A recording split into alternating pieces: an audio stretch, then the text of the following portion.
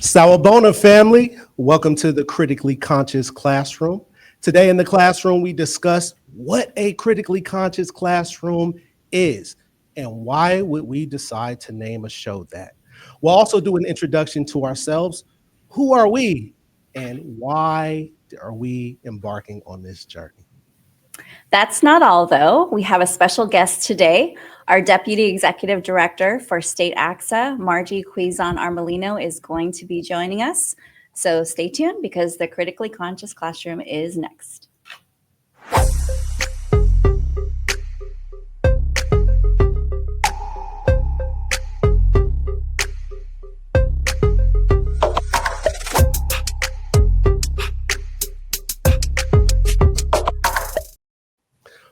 Welcome to the first day of school.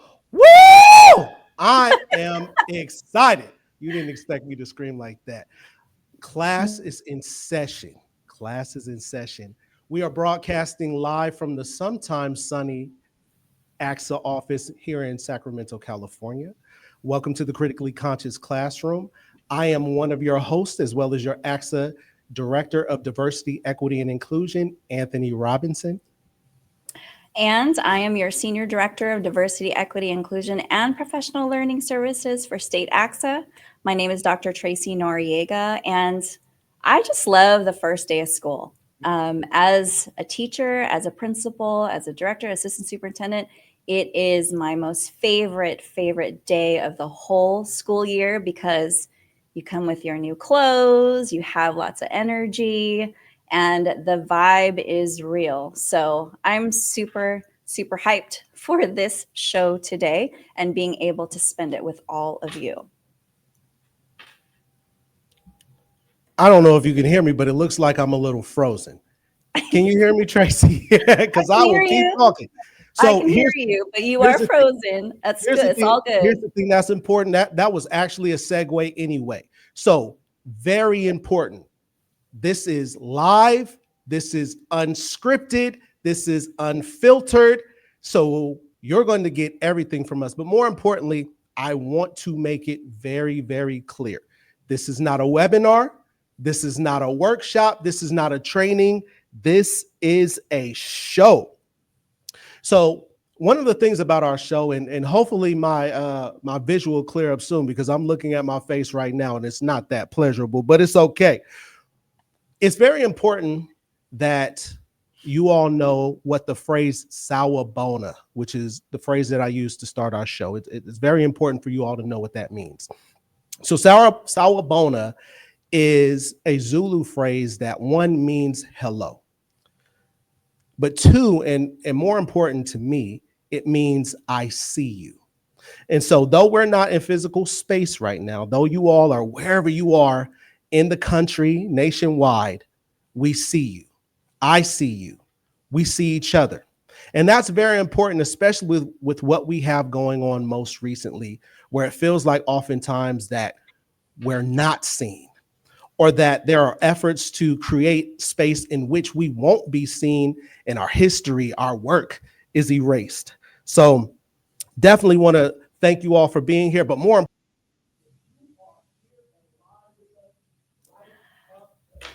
well, here you are. Again, I can hear Anthony, the future Dr. Anthony Robinson, talking next door, and guess what? It's tossed to me because we're dealing with all of the tech issues, and you better believe we've been practicing for a couple of weeks now. So Anthony was talking about sawabona, and that's how we opened up the show today, and it is exactly that, how we see you, and hopefully you see us through this show, through the interactions. And I just want to shout out all the fam in the chat. Oh my goodness, we are just super feeling the love. So please continue to blow up that chat. Tell us where you're coming from. Tell everybody how you know us, because we love to see it. I'm going to just talk a little bit about why we came to the Critically Conscious Classroom. And Anthony and I, along with our amazing marketing communications team, we threw a lot of potential names back and forth through the last few months. And honestly, we landed on the Critically Conscious Classroom. So I know you all know what critically conscious is, right? But let me break it down for a sec, right? So if you read my article not too long ago, I also break down the word critical, but critically conscious comes from Freire theory, right? Paulo Freire. A lot of us understand his work. A lot of us look to his work for guidance. And it's really this whole idea that it's not just a lens, but it's in us, right? A lens I feel like you can take on and off, but when you have a consciousness, when that's awakened, you are able to see things and be able to understand where power and privilege is mixed in with what's happening at the time, right? So you're able to see that whatever is happening, you're going to be able to say, how does this affect me? How does this shift power? How does this advance privilege in any kinds of, in all kinds of ways? And the other huge part of that is the action piece. So it's not just being able to see what's happening, but able to act on it, right? Towards the good. And here we are. We've been talking about equity for years and years and years, and Margie's going to help us understand where equity work has been for the however many number of years here at State ACSA. But when we think about equity, right, it's just a way. It is not the end goal. It is a way towards equality. So we hope that through this show, we hope that through our conversations, we hope that through, I love you, Gwen. We hope that through, the folks that we bring on, and maybe that's going to be some of you, we just increase our criticality, our critical consciousness grows, and we just learn from each other, as well as being able to be in community. So while I'm waiting for my partner to come back on, and thanks to the team, I'm just going to shout out a bunch of people. Dr. Gwen Lee, thank you so much for being here. I see my New Haven and San Lorenzo fam up in the chat, our equity council, our equity administrators. Hey, cohort 15, the disruptors out of Sacramento State. I see you. Thank you so much for joining us today. Like I said, we absolutely appreciate all the love that we've received so far. Future Dr. Anthony Robinson, you are back. I'm back. So, as I said, we're live.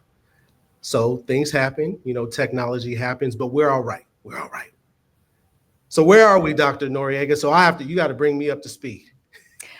So I talked a little bit about what critically conscious means, and the fact that critical consciousness comes from Freire theory, Freire thought. And it's really this idea of being able to recognize oppressive forces where the power and privilege lie with anything that is happening. I forgot to say that it's also the ability to reflect on oneself, to say, well, how does this affect me?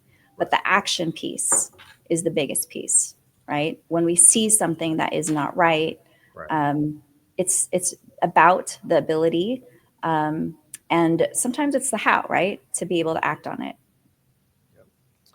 Well, speaking of self, Dr. Noriega, there's an activity that you've been having us do in several of our meetings lately about the power of the name. So I think that would be, timely right now to talk about our names, our power. And it's a good way to introduce ourselves, but as well as give our audience an opportunity to speak to their power. So Dr. Noriega, can you start us off? Sure. So this is an activity because our names are super important to us. Yep. Our names are special in lots of ways. There's sometimes a lot of stories behind our names. So whenever we're trying to build community, we usually start with something that's personal to us, right?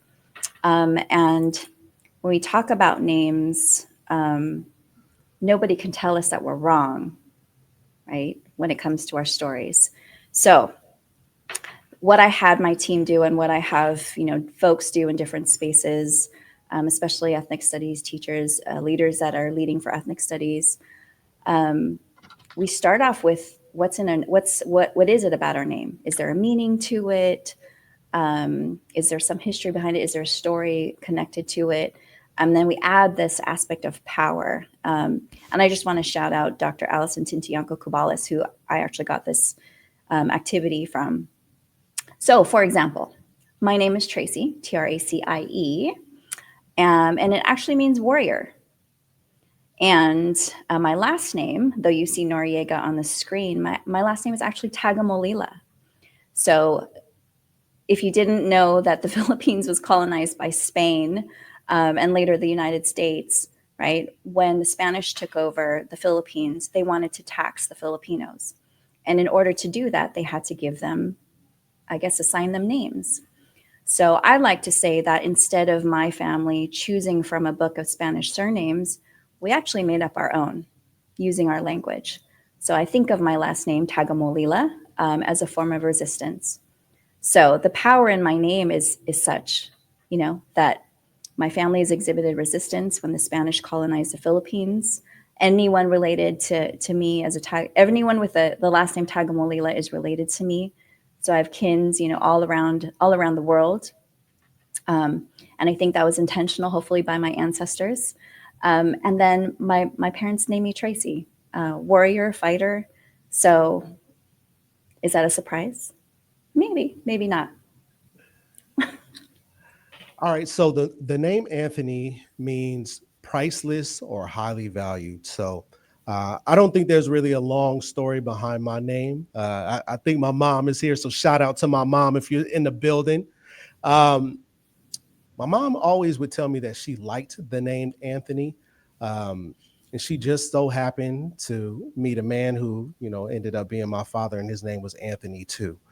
But where the power really comes into that name um, was my father succumbed to a car accident when I was 2 years old. So I never really had the opportunity to spend time with him or, really get to know him as my father.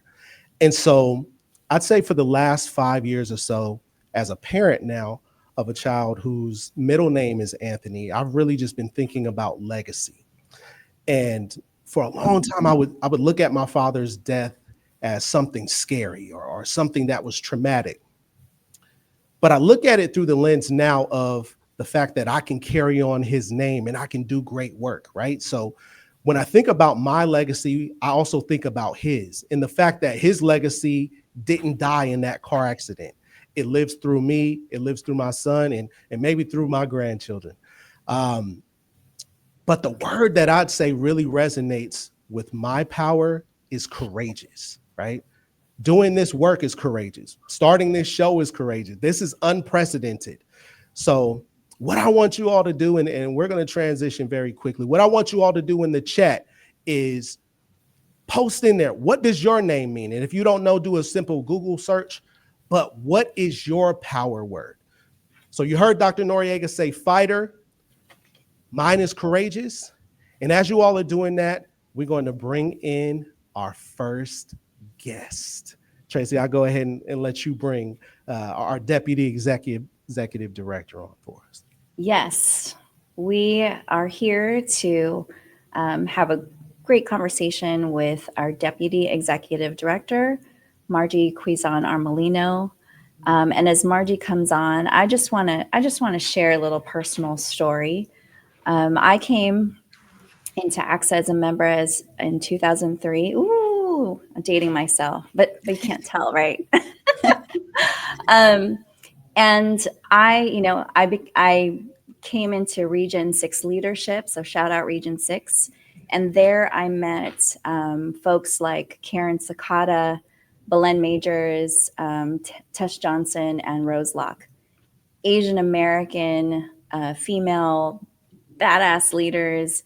And then I started coming over to state ACSA conferences and the Women's Leadership Network. And I met Margie Cuizon at the time, right? At the time, Cuizon. And I was like, wow, a Pinay at the state level. Check that out. And so I really think that representation absolutely matters. And let me shout out Bob Lee, who became president about that time or shortly thereafter.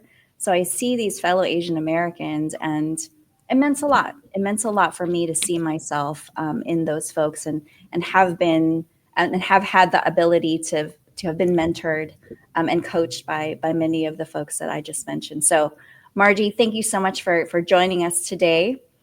You've been a mainstay in this work, and I know Anthony has the first question for you. Wow. Yes, ma'am. Yes, ma'am. Flowers, flowers, flowers. So, Thank Margie, you. when I think of you all, I often think that you are ACSA's historian, right? So, in my time here at ACSA, anytime I have a question about what ACSA is doing, why ACSA is doing it, I often will come to you, think of you, reach out to you.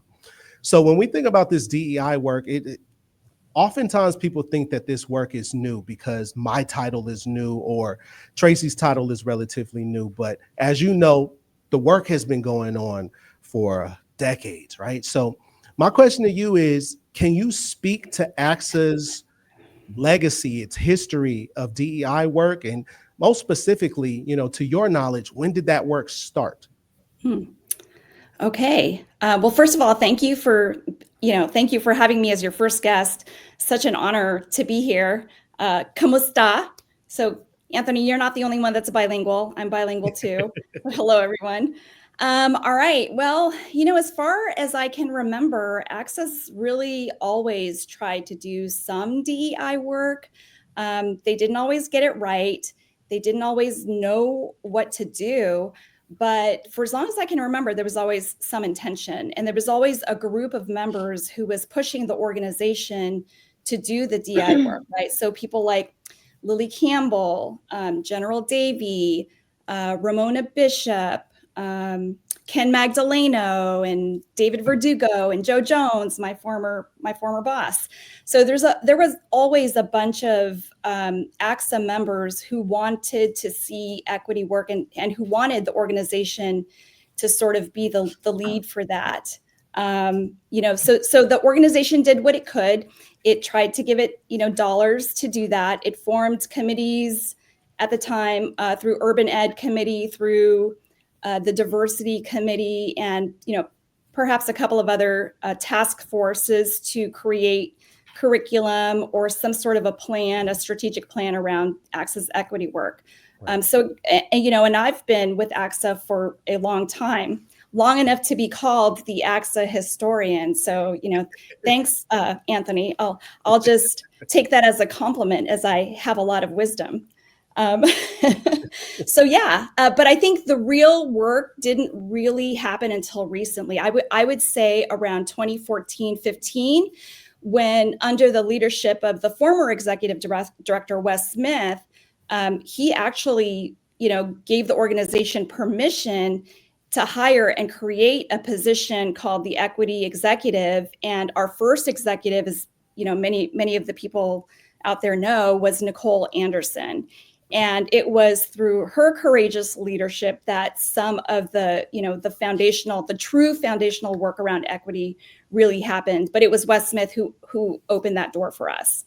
So that kind of in a nutshell is, where it all started. But, I would say just the last 10 years is really when we started to, make some impact. Tracy, you might agree with me. Oh, so there's so many things. I think we've been able to build on the work. Mm-hmm. Right, as time goes on. And I think that, you've mentioned a lot of names. I know that there are more, right? But we definitely stand on the shoulders of those that have come before us in terms of doing this work. And every time we build and build and build. So I think, there's more to come, right? This is definitely just a part of it. Absolutely. Absolutely. Yeah, so Margie, you just mentioned so many pioneers, right? And so just to add to that list, I think about the pioneers that have been just so helpful to me in my career, in this short span here at ACSA. So I want to also shout out my Morehouse brother. I'm wearing my Morehouse hoodie, Adonai Mack. Also want to shout out Dr. Tracy Thompson, as well as Dr. Patricia Brent Sanko. So when you think about working alongside those pioneers, how do you think that has shaped your work and your approach to diversity, equity, and inclusion? And also, how do you think all of the things that you mentioned have helped to shape ACSA's DEI work, both in the past, presently, but How do you foresee it shaping our work in the future? And my mic dropped. Well, okay. So first of all, I would say that it's been such an honor to be able to walk alongside some of those equity warriors that you mentioned. I mean, Dr. Patricia Brent-Senko, amazing, right? Tracy Thompson, awesome. And I've had the opportunity to work with them for many, many years, and to watch them and let them influence some of the decision making that I do, some of the programs that I put together. So, it's just been a really amazing journey for me. But I would say that Nicole Anderson probably is the person who impacted me the most, because when she became the equity executive, she introduced me to a whole bunch of new things, right? So equity fell under member services for a couple of years. And so I had the opportunity to run around the state with her wearing my member services hat. She was the equity executive, and we held listening sessions across the state. And it was through those listening sessions that she and I did where we developed, the very first LGBTQ network. Right. And that's a group that's never had any attention at the organization. We were able to, put to the forefront some of our affinity groups. Nicole started bringing, CASA at the time, that back in 2014-15, CAPL didn't exist yet, but those two organizations to Leadership Summit, where, people could learn more about both organizations and the students and the members that they serve through, receptions and those networking opportunities. But all of it really helped open my eyes. And one more thing, she also dragged me to my very first cultural proficiency conference. And I think that was really impactful for me. I didn't even know there was such a thing as cultural proficiency, right? So she taught me so much, and she brought me to places where I could learn. And that conference really helped me understand my own privilege, because I was looking at myself as a kind of a crippled, a woman of color with no power.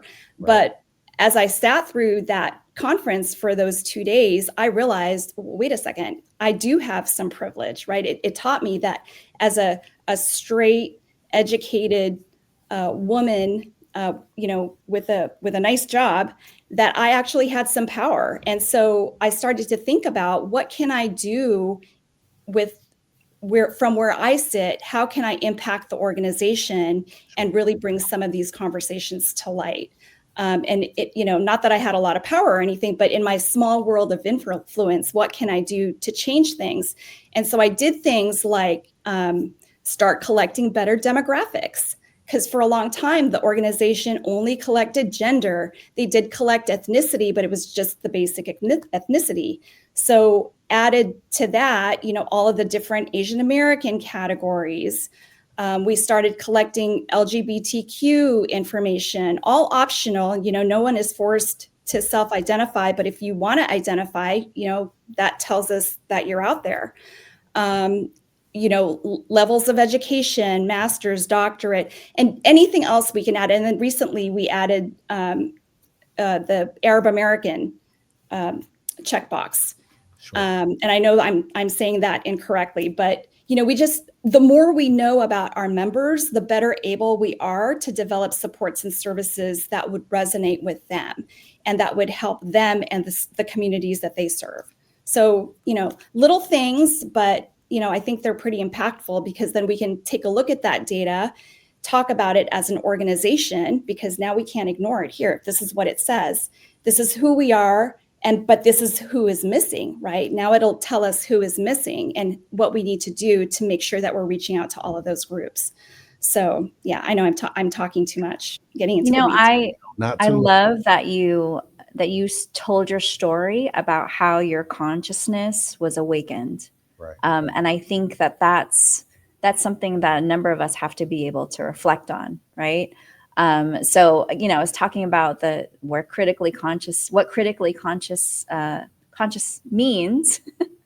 And, Margie, your story, the fact that you went to this opportunity to learn about cultural proficiency, and then you came out seeing things differently, right? And all the things that you've done through those years, you've really helped to move this work along. And so we are just grateful for your ongoing support as we do this, right? As Anthony said, this is totally brand new, a new way to support our members through the show. Right. But it wouldn't have happened without everything that was done before through Nicole, through Adonai, who I learned so much from and actually helped me, help propel me into this work a little bit more. So we are absolutely grateful for all the folks that have supported us in this role, particularly, as well as all the folks in the chat. I love it. All the love, lots of love for Nicole out there as well. Yes. Got to put my glasses on so I can see it. So last question for you. All right, because I talked about how when you have critical consciousness, and you talked about the action part, right? You saw something, you wanted to get more information, and in your capacity, here's a way where we can continue to affect change. So if you could leave all of the fam out there with one call to action regarding equity, what would it be? I would say, and there's probably 100 different right answers to that, but I would say contact your legislators. Because I don't know about you, but every morning I wake up and I read the news, and something else has changed that's taken our country back 10 years, it feels like. And so I want to know, where are the lawmakers? What are they doing? Why are they so quiet? I would pick up the phone and put your legislator on speed dial and call them 10 times a day. Because we need to hold them accountable for what's happening, and they need to represent us. We voted them into office, and so it's time for them to show us what they're made of. Drop the mic right there. Anthony and I have been in a few legislative visits ourselves in the last few weeks, and I absolutely agree. And I'm frozen. Oh wait, I'm back. I just love how this has been perfectly imperfect, right? I mean, we've been rolling through all the punches and dealing with it, and that's perfectly fine, right? In terms of it not going exactly the way it's supposed, with frozen laptops, and and frozen screens, and y'all haven't seen what's happening on the back end, but we are super, super grateful for the team for helping to make this happen. But going back to the fact, I agree, Margie. We definitely need to hold our elected officials. We need to hold them to what they are responsible to do. They are supposed to represent us. So I sometimes think about how we see these lobby days, right? All these people come to Sacramento. All these people come to the Capitol. I think it's supposed to be the other way around. I think our legislators need to go back to their hometowns, take meetings there, and get into places where they are listening to the people that elected them to represent them, be their voice, right?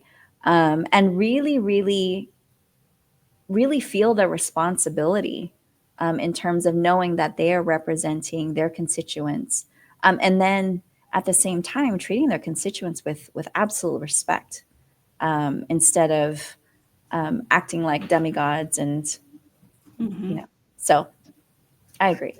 Yep. 2 mic drops back to back. Margie, thank you so much.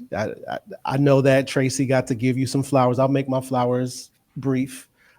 You've been so integral to my development here at ACSA over this last year. As a longstanding practitioner, educator, I've worked in a number of organizations, but I've never felt so welcome. So I appreciate you. Thank you for being our first guest. Thank you for highlighting all of this amazing work. And thank you for standing with your arms locked with us. But more importantly, thank you for shouting out the show right behind you, Critically Conscious Classroom. So Margie, have a great rest of your day. Thank you so much for being with us. Thanks guys. And congratulations on your new show. Thank you. Thank you again. So Tracy, I think that we'll end the same way we started, in gratitude. So first and foremost, I want to give gratitude, flowers, all of the things To you, thank you for believing in the vision. Thank you for being my partner in this. Thank you for rocking with me. Thank you for, through the ebbs and flows, really doing your big one, especially today, right? I want to give a shout out, a huge shout out to our production team. So shout out to Naj, shout out to Michael, Gianna, Jen, Steven. So those are our unseen heroes, the folks that you all don't see, but who really made this thing come together. But more importantly, thank you to you. And my camera is crazy, but I'm pointing at you in the audience because we couldn't do this if you didn't show up. We couldn't do this if you didn't register. We couldn't do this if you didn't believe in us and believe in the work. So we really, really, really appreciate and honor you, Tracy. I agree. We are here for all of you. We want to make sure that what we talk about, who we bring on, is useful to you, that it helps you in your work, that you take this time out when we get the show on to as a form of rest, right? Hopefully, the things that we talk about will not only help you awaken and grow your critical consciousness, but it gives you something to act on, and that also, you get some joy out of it, right? That is super important. I think that we always forget. I think sometimes when you think about all of the issues going on in the world, or even in our school districts, we're meant to be forlorn. We're meant to be sad. We're supposed to be like in a fetal position on the ground. But when you find the joy in things, it just helps us to keep going. And I think the big thing is that we get to spend this time in community with each other. You see all the amazing folks in the chat lighting it up, right? These are the folks that are about this work. These are the folks that need this. So we just want to make sure that we are here for you. So yes, thank you. And I agree. All the flowers to our folks behind the scenes, our marketing communications team, for Edgar and Margie for supporting this work. Our board of directors, and our president, all of the executive board. This is just the start. I mean, we have so much to talk about. So we're going to be at Equity Summit next week. Lead with Pride conference is at the end of April. And I know that members put that information in the chat.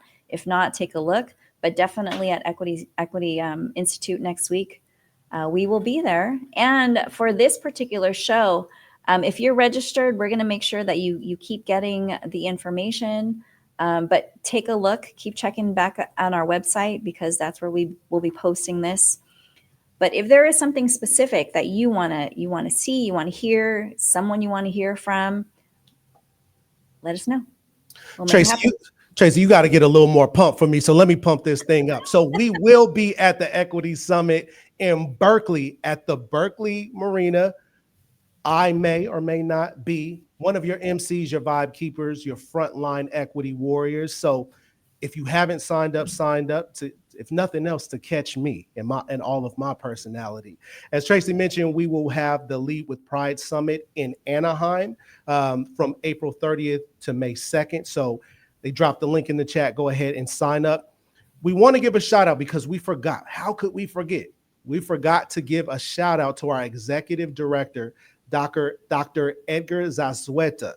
Edgar, we got to get this internet fixed. We need new computers, whatever you need to do, because your boy shouldn't have been off for 5 minutes. They needed to see me. But in all seriousness, thank you to everyone who has supported this show. We want to mention as well that this is a show. So we will be online with you all every 2 weeks. Our next live show will be March 20th. And on that episode is very important, because you may have been wondering, well, why didn't they talk about the Dear Colleague letter? There's also some Dear Colleague FAQs that just dropped. Why didn't they talk about the End DEI website? Why didn't they talk about everything else that's happening? Because we wanted to introduce ourselves, because we wanted to let you hear the history of ACSA, but we wanted to give it its justice in its appropriate time. So on our next episode, please tune in for that. Tracy, anything else before we go ahead and ring that bell and dismiss the classroom? One more thing, I think, is that at our next show, our special guest will be Dr. Joaquin Noguera. He's actually going to be one of our keynote speakers at Equity Summit next week. So we're really excited to have him talk about his work in transforming education, as well as all of the things that have been happening. So again, thank you all for being here. It's been amazing. Love the chat. Love the love. Yeah. Love that it was perfectly imperfect. And there is just more to come. Yep. So class is dismissed. In honor of my boy, Chuck Woolery, we'll catch you in 2 and 2. Peace.